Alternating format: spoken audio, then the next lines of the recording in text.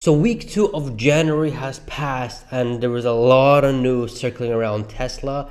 Good news and bad news. So I don't want to waste any time, man. So let's get down to it. Smash that like button. And can we get 500 likes? The last video, I think we surpassed like 550 likes. But can we get 500 likes on this one? It would mean the world to me. And I'll just feel very grateful and appreciate it. It'll just mean a lot to me if we can get 500 likes. All right, let's go. Subscribe if you guys haven't already.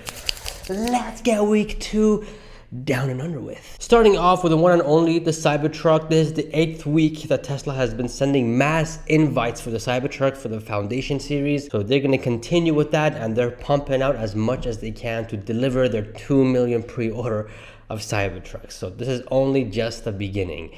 Sheesh moment already. But what isn't a sheesh moment is that Tesla is now lowering prices in China, which is it's not good. That is not good at all. We thought we were done with price cuts, but China has reduced their Model Y by 6%.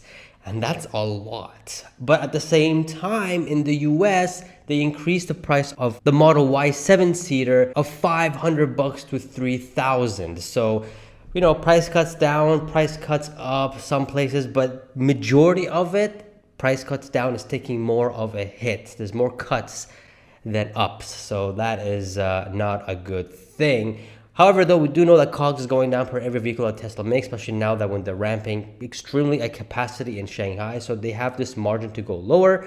And as well as every quarter, COGS per each vehicle continues to go down. So cutting costs for Tesla is a normal thing until we go to low interest rates. The reason why there is a lot of price cuts is because of high interest rates. So as soon as we have low interest rates, we could expect prices to stay the same or go up a bit as demand naturally comes back, especially in the automotive sector. Speaking of Tesla cutting prices, they're cutting speakers on the Model Y from 13 to 7, and that's gonna help bring down the cost a little bit. It looks like what Tesla's trying to do is that they're trying to find ways to cut costs so they can reduce the price even more and sell as many as possible. I mean, 13 speakers in a car is a lot of speakers. So if they can get the same efficiency or even the same experience or even better experience with 7, why not just do that? Now, on the news that Tesla's demand is collapsing, in 2023, Tesla's market share has increased from 3.8% to 4.2%. So Tesla is continuing to take market share year over year, quarter over quarter. This idea that EVs are dying, I don't know about that. I would do more research on that, especially when EV prices are almost the same as ICE vehicles on average. EVs go for a little bit under $51,000. ICE vehicles go below $49,000. I mean, look at that graph. Look at that EV line going down heavily, and this will continue to go down, by the way, because lithium is getting cheaper and economy of scale and just so many other components and the things that we need to build the batteries and the parts and all that kind of stuff is being found everywhere, and they're cheaper than we think. And Tesla's on the average is just around $50,000. So imagine that a day will come where the EVs will go lower than the ICE vehicles in this chart. I mean, the day is very new, close by.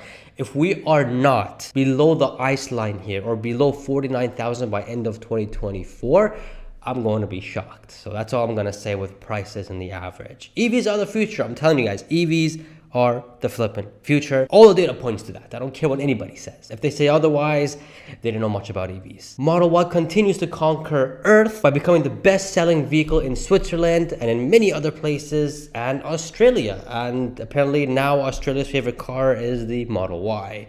Sheesh moment. Now moving on to some bad news, guys. This is some really serious bad news. And honestly, I wish I took the Tesla Bears, the TSLA Q's advice, because Hertz is now selling majority of their EV fleet. A majority of that is Teslas. I'm sorry, guys. I thought Teslas were I thought people wanted Tesla to rent out Teslas, but apparently, I'm sorry. Man, snap out of it, man. Let's see what the facts are, because the facts say otherwise. So the fact is, yes, Hertz is selling about 20,000 Model 3s at the price of about $15,000, which is absolutely insane. Man, I wish I was in the US. I swear, man. I would pick one up without even hesitating. That 15,000 for a Model 3, for a robot car that doesn't need maintenance. Bruh, that's just absurd. That's I think Hertz is gonna look back at this and go like, this was a mistake. I mean, this was a mistake. But let's see why they're selling it. The fact is, they're selling it because it's due to higher expenses related to collision and damage, and because of that, they're gonna opt in for more gas-powered vehicles. Are they though, or is just the media trying to spin it the way they want the narrative to be? Let's dig deeper, shall we? Because it's not just the mainstream media who's, trying to push this narrative. It's also Morgan Stanley saying that EV expectation need to be reset downwards. I don't know. This sounds a bit of a FUD maker because things are not looking aligned. Anyways, the CEO of Hertz went on CNBC and hear what he had to say. Well, I think, look, we took a bold move and are making a strategic adjustment to our fleet to take 20,000 electric vehicles out of the fleet. It's really to respond to the reality, which is we're trying to bring supply in line with demand, and we're addressing a cost issue that happens to be related to the EVs in the context of damage and damage costs. That's what it is. But in the end, this is about the numbers. It's about the financial performance and the operational and depreciation. But we're experiencing the consequence of a material price decline in Teslas, but in EVs more generally.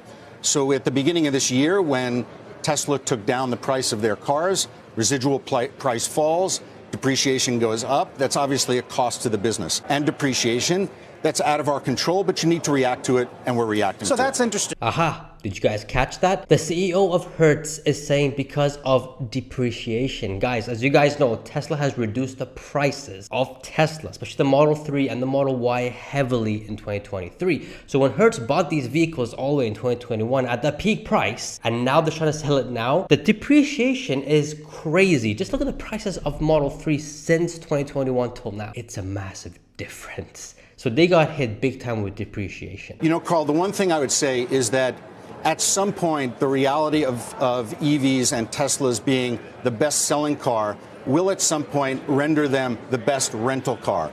It's not yet. That will for sure happen in due time. We're in the business of giving consumers choice.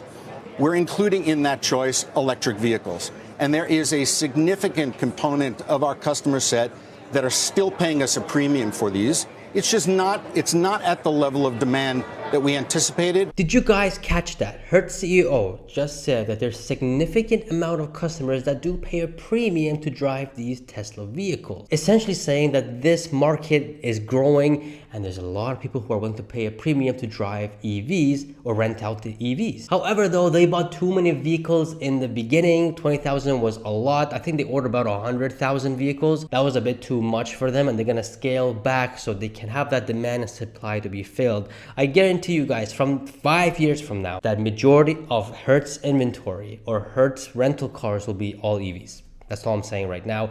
And yes, majority of it will be Tesla. It's just majority of the people don't know much about Teslas, and yes, maybe the infrastructure and ecosystem is not completely everywhere yet for Hertz to be completely all in on EVs at the moment, but eventually this is going to happen. And to shed more light onto this Hertz fact, shout out to Barbara for posting this on X on why Hertz is ready to sell them. Most rental companies keep cars in their fleet for 1 to 2 years before selling them to make room for new inventory with fewer miles on the odometer. That time has come for some of Hertz's early Tesla purchases, with the Hertz website listing over 800 Model 3 and Y vehicles for sale across the United States. Despite also having Tesla inventory in Canada, there are unfortunately no listing yet for cars north of the border. So it's just a US thing. They bought a lot for that inventory and they're just trying to sell them to replenish them with new vehicles, maybe gas powered for now, but later it's going to be EVs. 100%, no doubt about that. So this bad news that Hertz is selling their Teslas is not what you think. It's just standard practice and demand and supply, and that is all. Now, talking about the Tesla Model 3, finally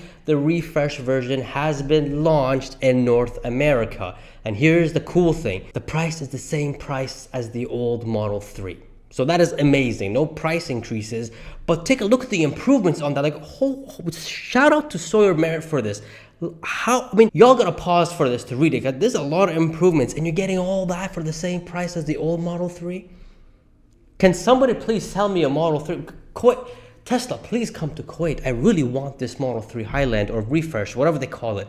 I really want this vehicle. I know you guys are in Qatar right now. I mean, superchargers are coming. I see that, and I see them popping up in Doha and all that kind of stuff. But come on, man, please come to Kuwait. I am a buyer. I am sold. I just don't have access to it here. I don't want to ship it across country if something's wrong with it. That's the only issue. So please come to Kuwait sooner than later. And the demand for this vehicle is insane. Look at that, Model 3 orders. If you order one right now, delivery estimate is between February and March compared to January and Feb. So people are ordering this. There is a lot of interest. I mean, heck, I am one of them, but I can't order it. Come on, Tesla, please come to Kuwait, please. Moving on to good news is now Tesla is increasing pay for their employees in the United States. They did do that in Berlin just a few months ago in 2023. So this is a good sign to see that there's a pay raise. So all this fun, all these people that going like, oh man, Tesla is doing really bad. Well, if they're doing really bad, why would they be increasing prices? Right? So this is a good sign. RIP Lucid, because their delivery numbers for Q4 and production numbers, I don't know how this company can survive the next year or two without Saudis pumping a whole lot of money into that company. Take a look at the number, guys. They only delivered 1,734 vehicles in Q4, down over 10% since last quarter, and production was down almost 32%. How? At this point, you should be scaling, man. What are you doing? This is not a good sign for Lucid, so good luck to them. Tesla suspends car production at Giga Berlin due to Red Sea conflict. This is because they're not getting the enough parts that they need, so they're shutting down for 2 weeks. I mean, this is gonna impact Q1 production and delivery numbers for sure. But since Berlin wasn't at capacity for Q4, and capacity was actually less than half than I thought, so it won't make that much of an impact. But it does leave an impact a little bit. Going from Berlin to Mexico, it looks like the earliest time that Giga Mexico can break ground is later this quarter, or the latest could be after June of 2024, which is extremely late, and this is because of elections. So I don't know what's going on in that country, but there's a massive delay in Tesla's Giga Mexico factory. That's not good either. So hopefully they can make this sooner than later, because we kind of need that factory to push the compact car at mass scale. I know Texas is they're doing it there, but we need a mass scale factory to be dedicated just for the compact car, because that's going to make the biggest difference in everything. Moving on to some good news now. The EV credit of $7,500 is now point of sale for Tesla.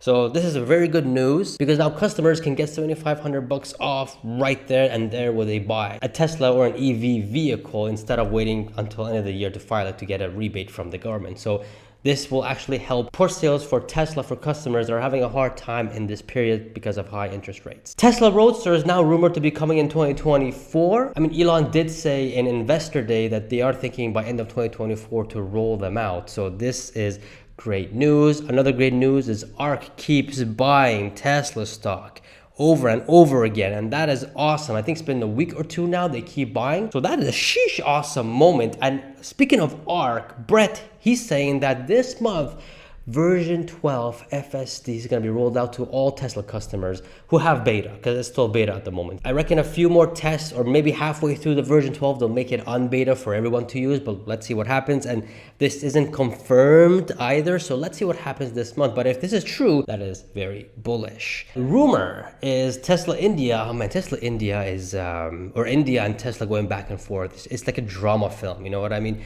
One day they are mad at each other, then they're happy at each other, then they're all talking, then they all hate each other. It's crazy. But apparently there's a rumor going out now that Tesla is planning to invest $30 billion into that country over the next 5 years. This would include a new Gigafactory, setting up the charging infrastructure, building a new vehicle that's cheaper than the compact car, which makes sense in their market. So let's see if this is a sheesh moment or not. This is still a rumor. So let's see. Let's see what happens. I'll be keeping a close eye on this. That's all the major news for today. There were some minor ones. For example, like Panasonic is building their third EV battery plant in the US. I mean, this will help Tesla supply with their 4680 batteries, no doubt. A new color for the Model Y called Satin Abyss Blue Wrap. If I butcher that, please, correct me. And a picture of the compact car, which a lot of comments were saying this is actually the Model Y, not the compact car. But I mean, the hood looks too steep to be a Model Y, but I don't know. This is going to Fremont, which I was kind of pulled off by it. If this is the compact car, it should go to Texas. Why is it going to Fremont? But anyways, these are the minor news, and I'm sure there's some news coming out right now. So if it's happening, comment down below what has happened. So people who are watching this video, they can scroll through the comments and see other major news that's going on. And that is week 2 of Tesla. That was a lot of news for a week for Tesla, but you know, never a dull moment for Tesla, guys. I mean, January for Tesla has been nothing but red days. Out of the 10 days that's been trading, only one day of it has been green. And here's what you guys can do about it and why it keeps dropping, so you all can understand and know what to do about it. So check it out, you won't disappoint it. Guys, get your I Bought the Dip merch. One right now. Support me and subscribe, and I shall see you guys in the next video. See ya.